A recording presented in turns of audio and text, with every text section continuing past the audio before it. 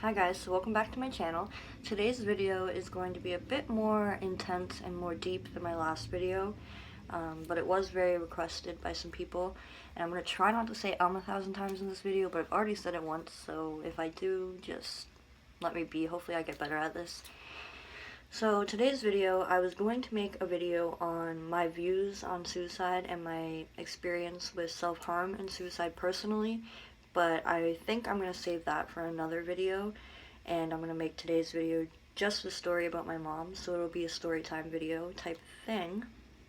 Also, excuse that I look kind of like a wreck. I did have a nap, and now I'm up doing homework because exam week is next week, as I'm sure most of you feel my pain. So I've just been not really worried about how I look or anything, and I just thought that I would make this video tonight to try and have it up either tonight or tomorrow.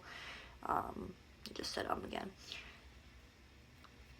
Because I did promise that it would be up this past weekend, but I have been very busy with school, so I didn't exactly have time. But I'm going to make the time tonight to try and finish this video, and if I don't finish it tonight, I will finish it tomorrow and upload it tomorrow.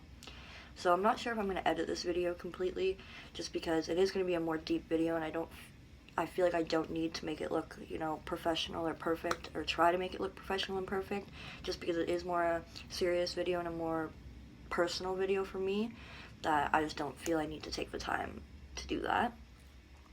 So yeah, today's story time, like I said, is going to be on what happened to my mom, and my mom's suicide story, her death story, I have talked about this multiple times, so I am pretty good at talking about it and not getting, too upset about it, but I've never done it on camera, and especially talked to basically myself out loud about it, so this might be, weird. At this moment, I'm convincing myself I'm not gonna cry and I'm gonna be good, but who knows when the story goes on what will happen. So yeah, I'm going to try and do my best to be very in-depth, but not too in-depth, because I don't want it to be too triggering for other people. I am telling a very real and raw story that happened in my life, so if you are triggered by suicide or self-harm or anything along those lines, death, the loss of a parent, I would suggest just clicking out of this video. Although I do want you guys to hear my story, I don't feel like it's a need for everybody to listen, because it can be very triggering for others. But yeah, let's get into the video. So I have tried recording this 100 times, and I keep blanking out because this story is so hard for me to tell. I don't feel emotionally sad, I don't feel like I'm gonna cry or anything. It's just so hard for me to process the thoughts in my head and be able to say it slowly out of my mouth. I've done so many videos and retakes of this, but I'm gonna try again. Hopefully this one works. So I'm gonna start about a year before my mom passed away. My parents separated in November of 2012, I believe that was it. And my dad had moved away. I still saw my dad all the time, but he had moved to another town, and it was just me and my mom, my two brothers, and my papa living together in my hometown. And my mom ended up always going out. Usually when my mom left the house, she was going to work or she was going grocery shopping, but we realized that she was leaving quite often, and we were like, where is she, why does she keep leaving? So we slowly found out that she was seeing somebody, and we're gonna call that somebody Bill for his sake. I'm not gonna say his name. Sorry, I'm also sick. And me and my brothers were not really okay with that. We knew my mom had her own choices, and obviously we couldn't decide that for her, and if she wanted to be happy, we were gonna let her be happy. But we were so young. I was only 13 at the time, and it just seemed too soon for me. It seemed like my mom moved on too fast. I also had this gut feeling that she cheated on my dad, which, long story short, she didn't cheat on my dad, but, so anyways, she starts dating Bill, and my mom was never a drinker. She was one of those people who would have a glass of wine at Christmas, maybe, but when her and Bill started dating, she started going to the bar more often, and she started drinking at home more often. Not to the point where she was blackout drunk, but she was drinking a lot more than she would usually do. And we noticed that, but we also were just like, you know what, like, she's an adult, she's gonna do her thing. She wasn't blacked out, she was still going to work, she was still productive, so we didn't see anything really wrong with it. And then a few months after they started dating, I want to say 4 months, Bill and my mom decided to live together. So my mom had told us that Bill's gonna come live with us. And we were like,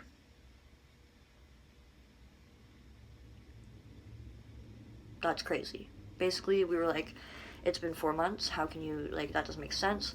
You and dad, like, just broke up, how can you do that to us? How can you have another man come and live with us when we're still getting used to the fact that our dad doesn't live with us? So we were very upset. We were very mad. I'm not going to beat around the bush and say, oh, like, we weren't mad. We were very mad. We did argue about it a lot. And we had told her that, we aren't okay with this. This is too soon. This is going to, like, it's not going to be good. We had red flags. Like, it's too soon. Like, that's a big red flag. 4 months of dating and you're moving in with each other and you both have kids, and it's just, it doesn't seem very wise, in my opinion. But anyways, Bill still ended up moving in with us, and I do remember that day very well. I remember coming home from school, and Bill's stuff was just, like, in the hallway, because he was, like, moving in, so all his stuff was just, like, in the hallway, and I was like, you just let him move in still? It was a very rough time, honestly. I was, like I said, I was only 13, so it was, like, it was weird to me to have another man that I had never met before. I had never met him before he lived with us, so it was just weird. Like, this new guy's in our house.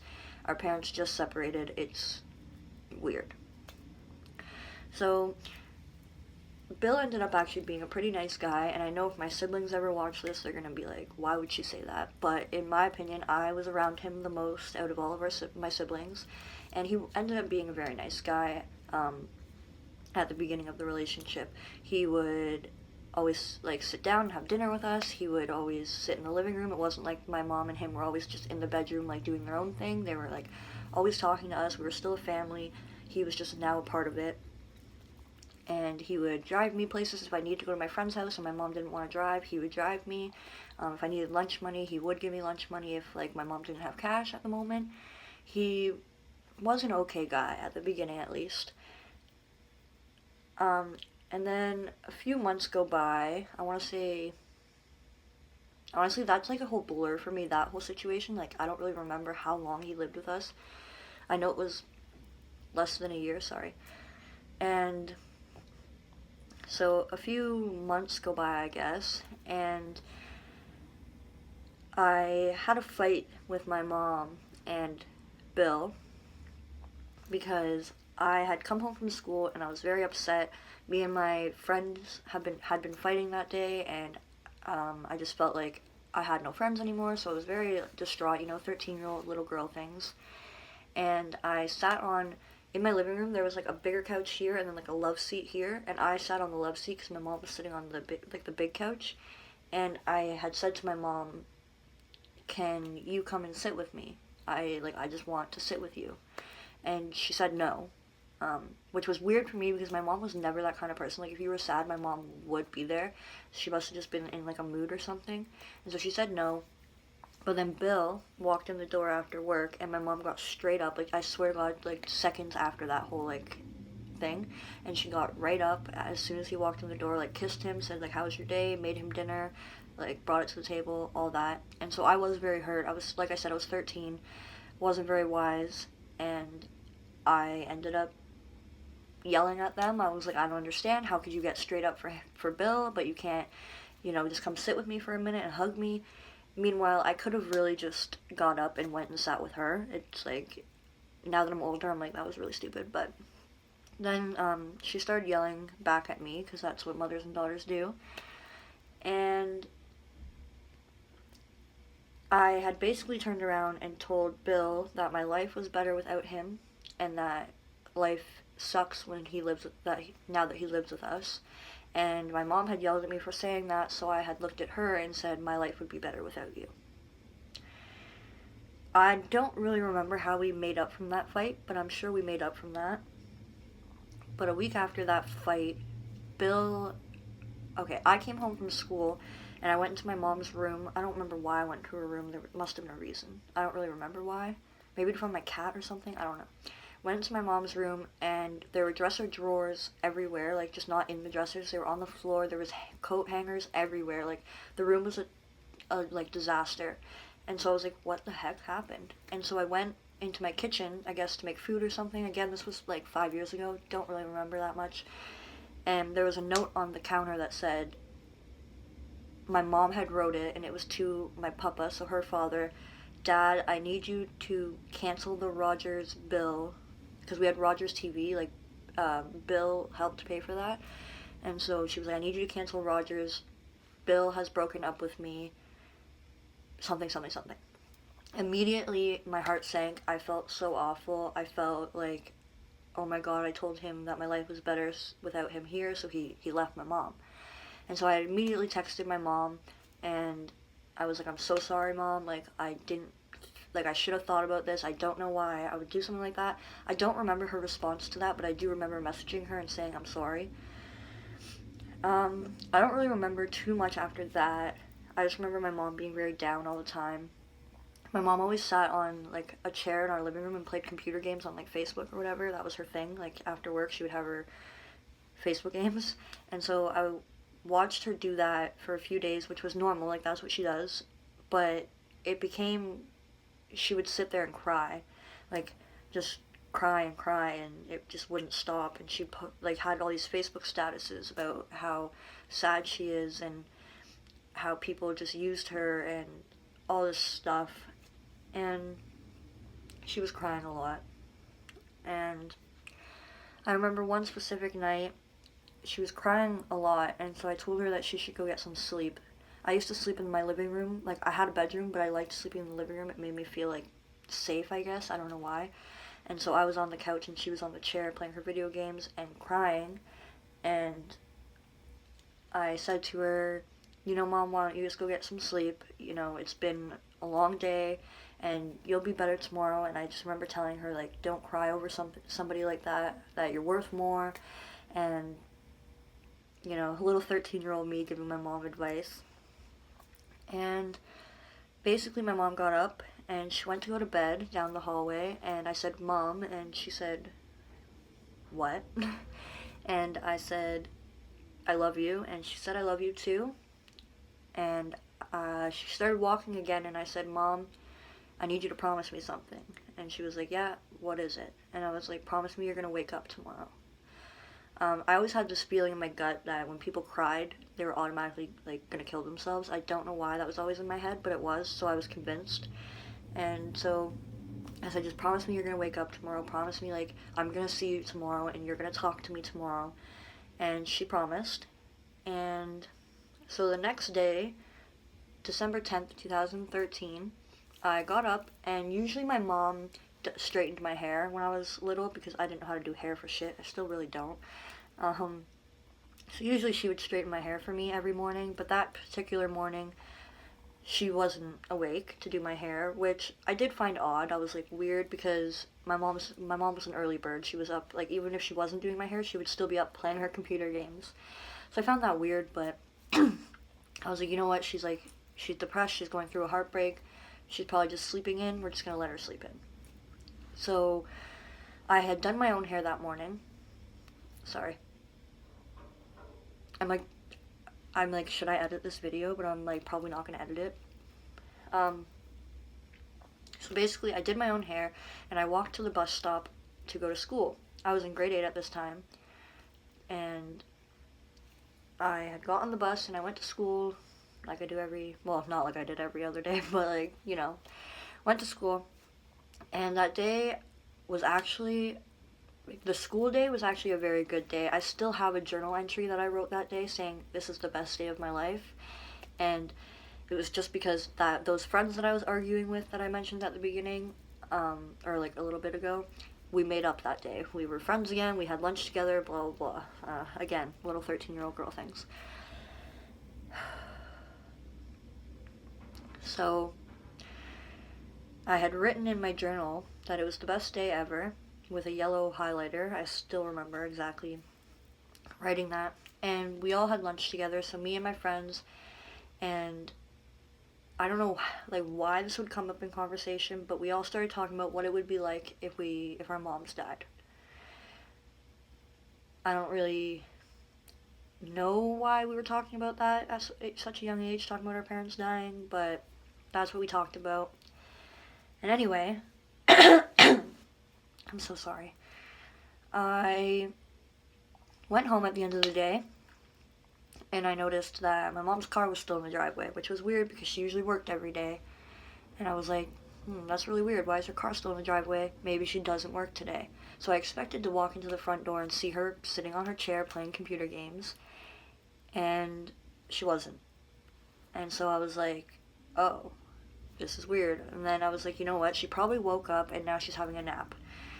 And so I went about my day. I ended up going to our backyard and taking selfies on my iPod. And then I came back in and I had a nap on the couch. I woke. Whoa. I woke up at about, I want to say 5:30 p.m. and my mom still wasn't awake. And I was like, you know what? Like, this is really weird. And I remember standing up and thinking to myself, what if she committed suicide? But then I said to myself again, she would never commit suicide. My mom was the type of person that didn't think suicide was weak, but she just thought, you know, I don't know how to put it to make her not sound like a bad person, but she didn't think it was weak and she didn't think it was stupid. She just didn't see the point, I guess. And so I was like, no, she wouldn't do that. Like, she just wouldn't do that. It's not like her. And so I realized at that moment I should maybe go check on her. And I went down the hall and I walked into her room. And there was some sad country music playing on the TV. And she was laying on her bed like this. And so, of course, my first instinct is she's sleeping. And then I saw a note beside her. And then I thought to myself, she's just writing down her feelings. That's what I do when I'm sad. I write down my feelings. So it's definitely what she's doing. I was trying to make an excuse for everything that I saw.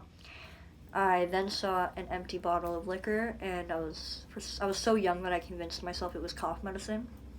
And then I saw the empty bottles of pills, and I was like, oh, she just finished her prescription.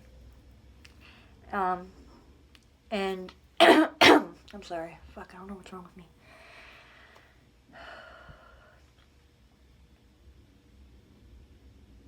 And my mom was like a scary girl. Like, she didn't like hurt us or anything, but she was just like scary. Like, if I woke her up for no reason, she would have like been like, what the hell?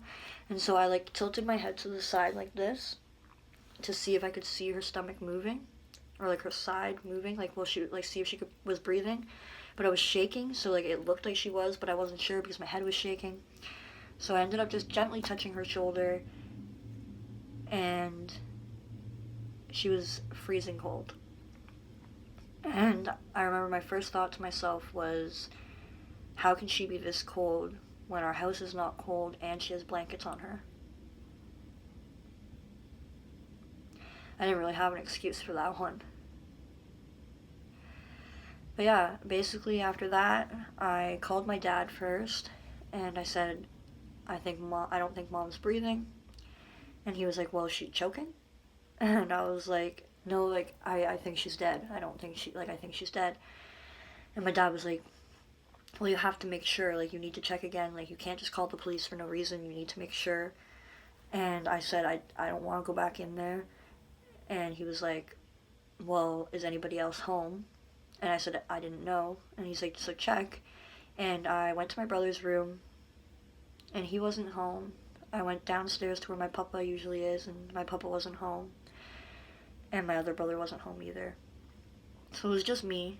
And I got back on the phone, and I said, no, it's just me. And he said, Michaela, you really need to go check again. And so I went back, and I ripped off the blankets that were on her. And I shook her a little bit, and she didn't move or nudge or anything, so I kept shaking her and shaking her and shaking her.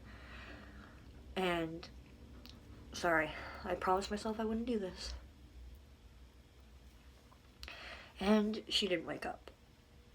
I I'm so sorry that I keep doing that. It's so gross. I got back on the phone with my dad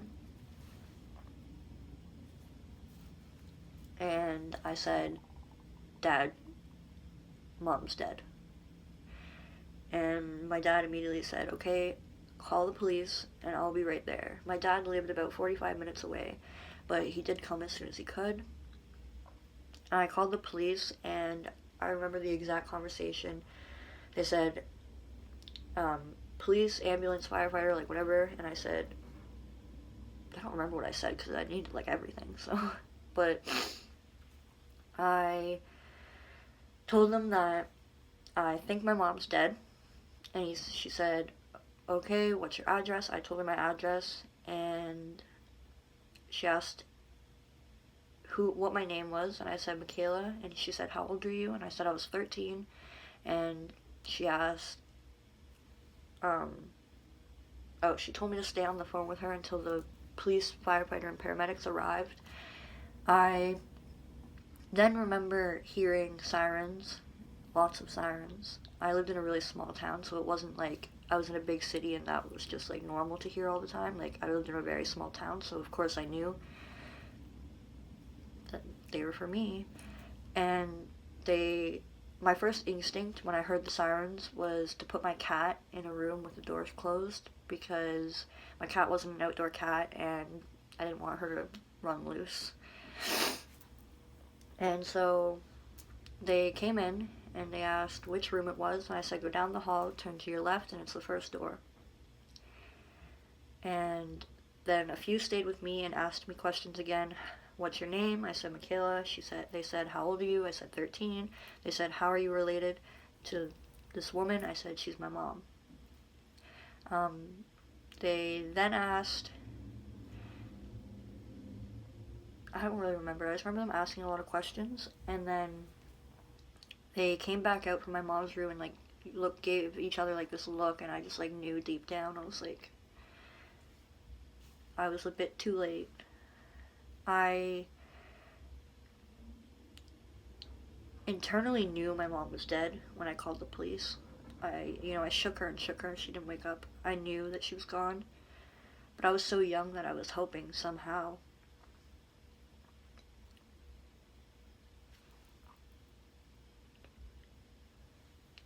they could save her. But they couldn't. And so basically they looked at me and they said, "So Michaela, you do know your mom's gone."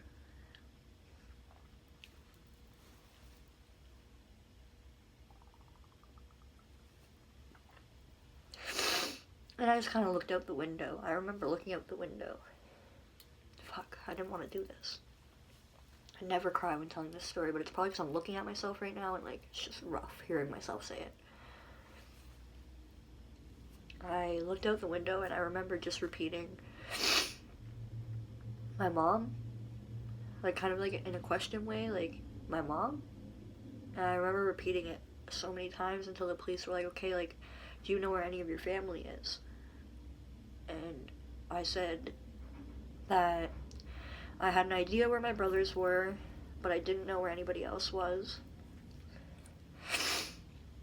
I'm so sorry, it's so gross that I'm like rubbing my face and shit, but like, bear with me. And I told the police that I knew how to get to my brother's friend's house where I assumed they were. And I also had told the police that I need to be the only person to knock on the door, otherwise they wouldn't answer. Because it was, I knew that they were like smoking weed and stuff there, and it wasn't legal back then, so I was like, I need to knock on the door, you can't knock on the door. It was only down the street from my house, and so we got there like in a split second. And they wanted me out of the house before they took my mom's body out. So we got to that friend's house, and we knocked on the door, and my brother's friend answered, and immediately was like, "What's wrong? Like, why are the police bringing you to my door? Like, I don't understand." And I was like, "Are my brothers here?" And they were like, "They just left." And I said, well, you need to call them. You need to tell them to come back.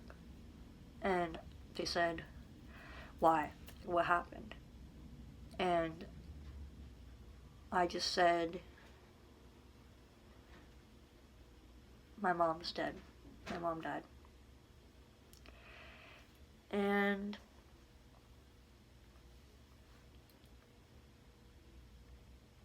sorry.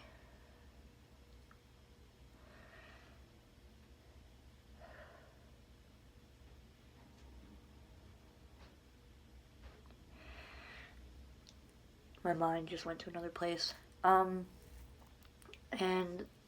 I just remember looking at my brother's friend and asking if he could hug me and if I could hug him. I don't really know why I did that, but I just wanted a hug. I don't know, really understand why. And we hugged, and I like kind of whispered in his ear that my mom committed suicide. I then went into the house. They invited me in, and the police obviously stayed with me and detectives and stuff. And my brothers showed up first, and they came back, and they were pretty upset. One of them was very angry and hitting things. The other one was just kind of like in a corner. And then my dad and my 2 aunts showed up, and I had to talk to the police for a little bit and the detectives a little bit because, you know, I was the only one who found her, so obviously I have to be the one to say, this happened, this happened, this happened, I saw this. And eventually, I asked to go home, and we got into my aunt's car, and we drove back to my dad's town, and I stayed there. And I remember looking out the window of the car on our way there. We were on the highway, and I looked out the car, and there was this plane going by, and I looked at my dad, and I just said, that's Mom. That's Mom. She's on that plane. She's going away. I don't really know why I would say something like that. I was probably just, like, in so much shock that I didn't realize what I was saying was, you know, probably not right. But I just remember saying that that's Mom. She's going away. And I just remember crying a lot.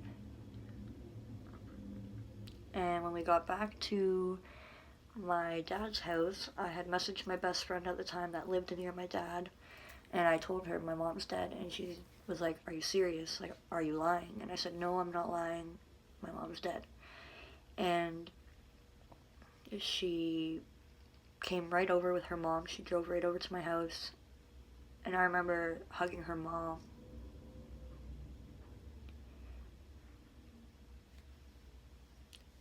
I remember hugging her mom, and it was just,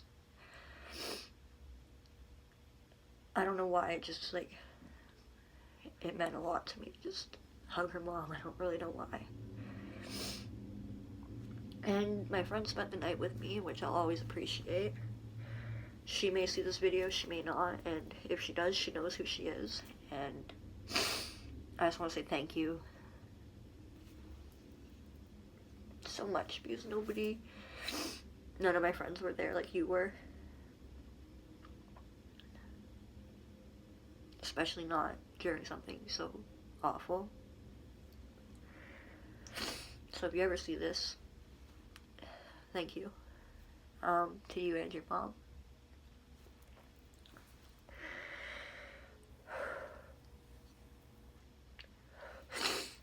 This is fucking gross. This is fucking tears.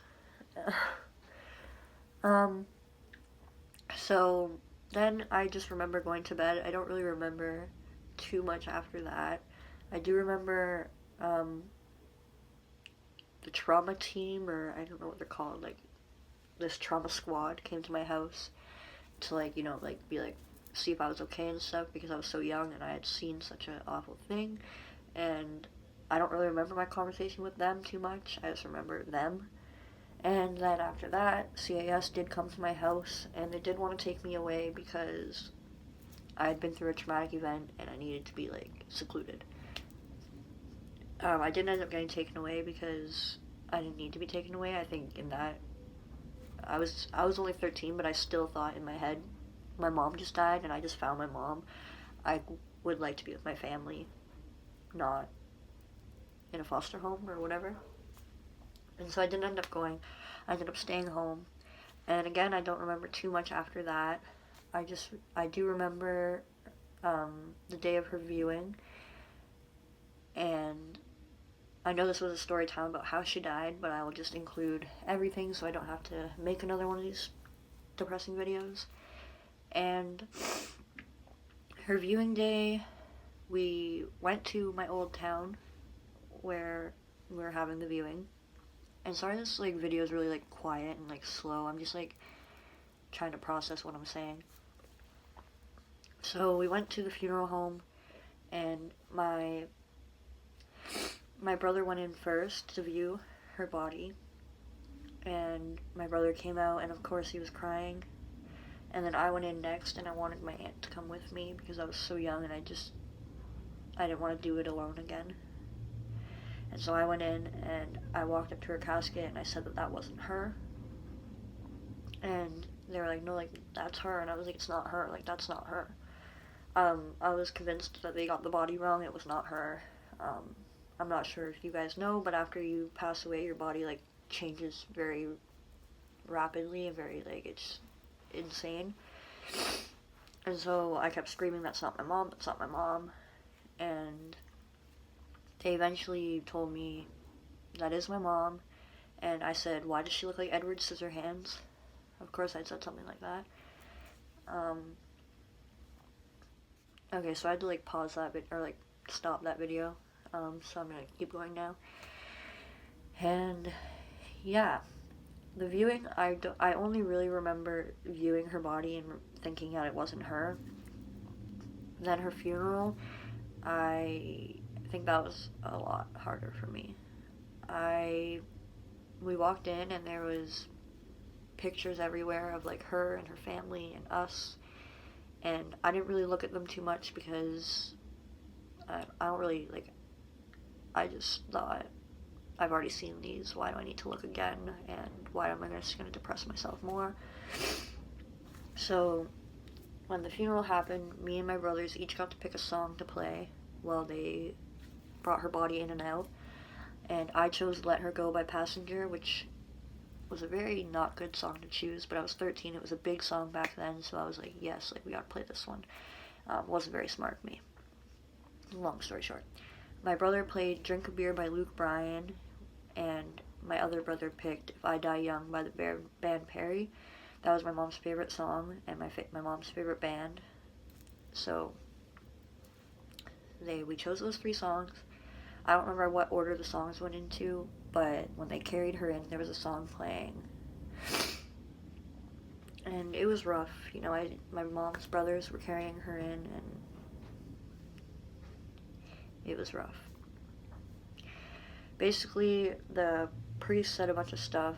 I don't really remember too much, because, again, this is a very, like, bad time in my life. I've either, like, blocked out most of it, or it was just I was in so much shock I don't remember it. And basically, my brother wrote the eulogy,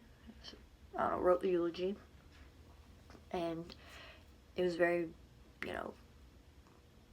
it was very beautiful. I don't really know how to say that without feeling awkward, and then I don't think I wrote anything. I think I just chose to say random things, of course, and I asked if I could go up and speak, and the most I remember from what I said was, if I remember correctly, it was, if I knew December 10th was gonna, no, fuck, sorry. If I knew December 9th was gonna be your last day, I would have told you how much I loved you. Oh God, I love you, I love you, I love you. And I buried that, so I must have wrote it down, because I buried the letter with her, I remember that. So I guess, yeah. I then, before leaving, I held my mom's hand for the last time, and I kissed her forehead, and I just told her how much I loved her for the last time.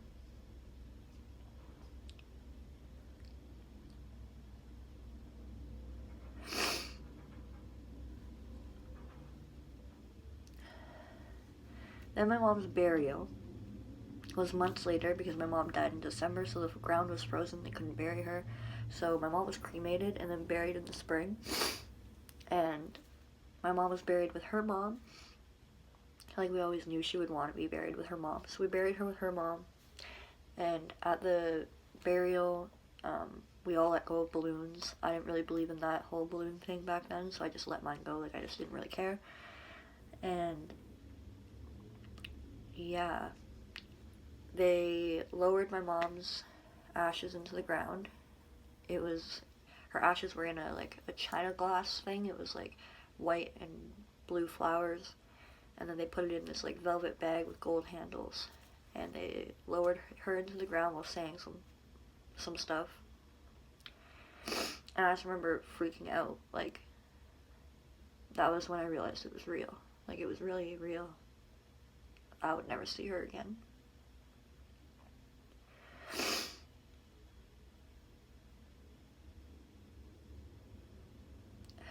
So we said goodbye to my mom for the last time that day. My brothers dumped a beer on her grave.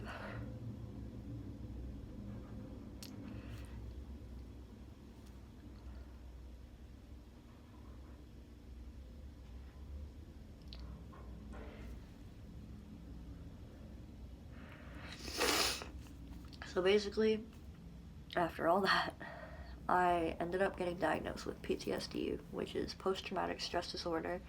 I struggled with flashbacks for a very long time of what happened and what I saw, and I've been in tons of therapy for it. I probably couldn't tell you how much therapy I've done, but yeah.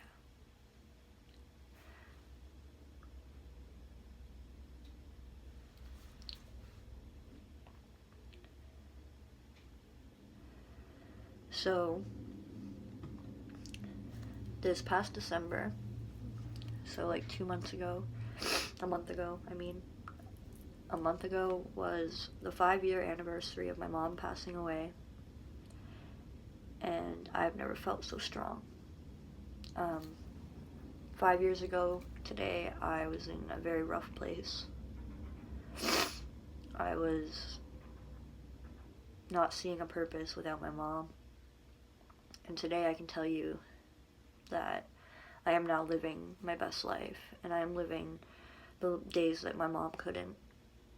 And although I miss her every day, and I miss her more than I could fathom, I am thankful that she's at peace and that she's not hurting anymore.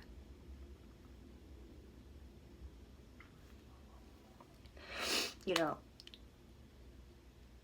I always say that she was going through a heartbreak and she wanted her mom. And I know how that feels. So at least now, she's with her own mom. And I hope she's dancing in the stars. As cheesy as it sounds, I hope she is.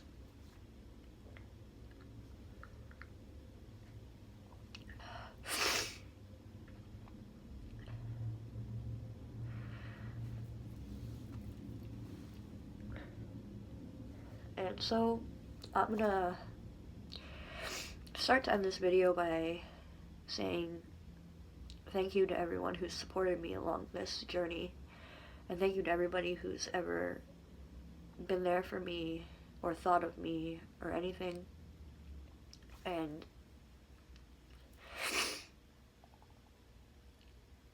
I couldn't thank anybody enough for everything. And I also want to just say, I keep hearing things out there. I just want to say, I'm so sorry, I'm so gross, but like, I'm crying, I can't help it. I just want to say a few things to my mom. Now, I know she'll never see this, but I feel like maybe it'll help me get some closure, as I still haven't found very much closure. But, Mom, It's been a long 5 years. I was a 13-year-old little girl still in elementary school last time we saw each other. I am now 18 and I'm officially finishing high school soon. Something that you'd be so proud of and I wish that you could see. And I want you to know that wherever you are, I am so thankful that you were my mom.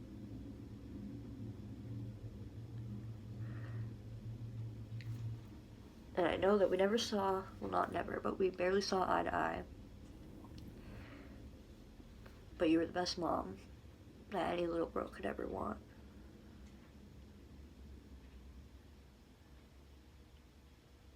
And I missed you. But I hope you're at peace. And I really hope that you can see all I've done for myself since you left.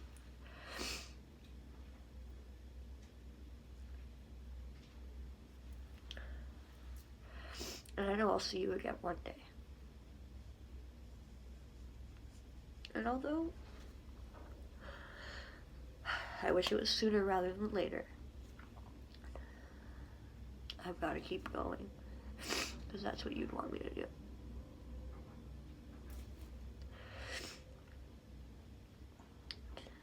So, I love you, Mom, more than you would ever know.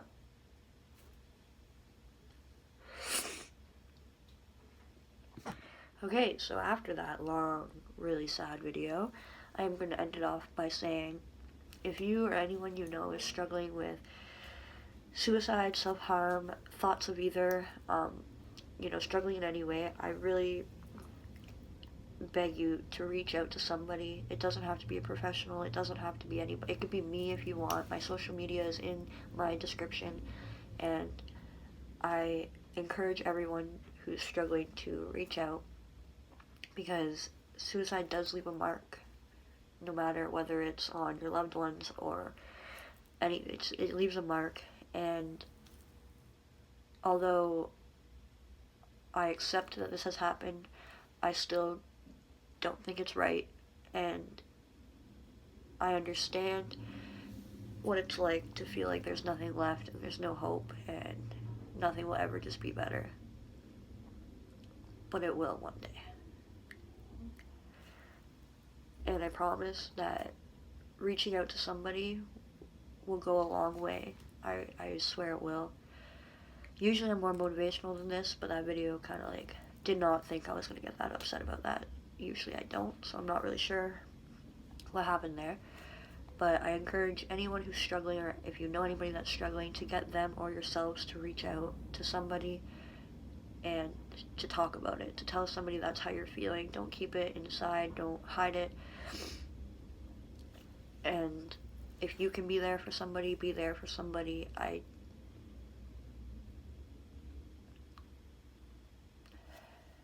Our lives are worth a lot more than we all think. I've been there. I've been in that state where I just want to die and I just want it to be over. But I'm so thankful that it never ended. I'm so thankful that I'm still here, and I promise that everybody who's feeling that way will feel that way one day. They will be so thankful that they're still here and that they made it through. Because yes, life is one hell of a roller coaster. And for everybody, not just me, not just you, everybody. And there is no answer to life. There is no answer that gets you through. All I can tell you is take it one day at a time. And it is very cheesy to say that, but it's so true. Just take it one day at a time, and I promise you'll make it to where you want to be. I guess that's my video. And I'm sorry it was so down, and I'm sorry that it's not professional at all. I'm crying and rubbing my nose and coughing and stuff. It wasn't professional at all, but this is one video that I would have never been able to make professionally, and one video that I never thought I would make. I have been debating making this video for a long time, probably years, and I just could never get myself to do it, because this is a very big part of my life. This is the hardest thing that's ever happened to me, and it's something that I still struggle with every day, and I'm still getting help for.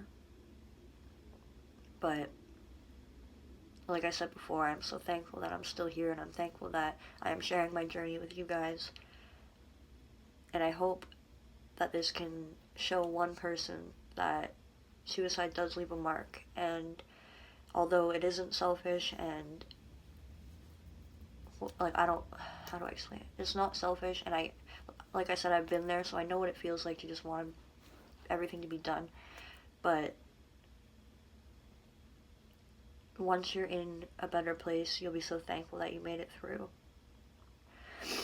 I may look like I'm still, like, real depressed and stuff, and of course I still struggle with that, but I'm in such a different place today than I was 5 years ago. 5 years ago today, I was not okay. But today, here I am, finally sharing my journey and sharing what happened to me, and although it hurt and although I cried, I'm here and I'm able to speak about it, and that's all I can really say. So yeah, I encourage you guys to reach out to anybody if you are feeling down. It doesn't mean you have to be suicidal or want to hurt yourself. You can just be down, but I encourage everybody to reach out to somebody, whether it's a professional, a friend, a family member, me. It can be anybody. Yeah, because our lives do matter and our lives are worth it. No matter what you think you've done wrong, no matter what is going wrong, your life is worth it, and you can make your life the best it can be. You can change your life around, and I swear it's possible. I'm still in the middle of trying to, figure out my life and figure out how I can become this brilliant, life-saving person, but I know I'll get there one day, and I know that eventually I will reach an audience on here and finally put words into things that are never talked about. Things like these are never talked about. Things like this are never talked about, especially on, like, social media and stuff, because a lot of people say, like, oh, it's attention seeking and things like that, but I think we do need to spread awareness that these things do happen, and they happen to everyday, regular people. But yeah, basically that was my depressing video, and hopefully my next video is not as sad as this one. But yeah, if you've made it this far, thank you. If you haven't, I don't blame you. It is very sad and long. If you'd like to comment. If you'd like to like. If you'd like to subscribe, I highly suggest you subscribe. So yeah, I'll see you guys next time, and thanks for listening to my story and becoming a part of my journey.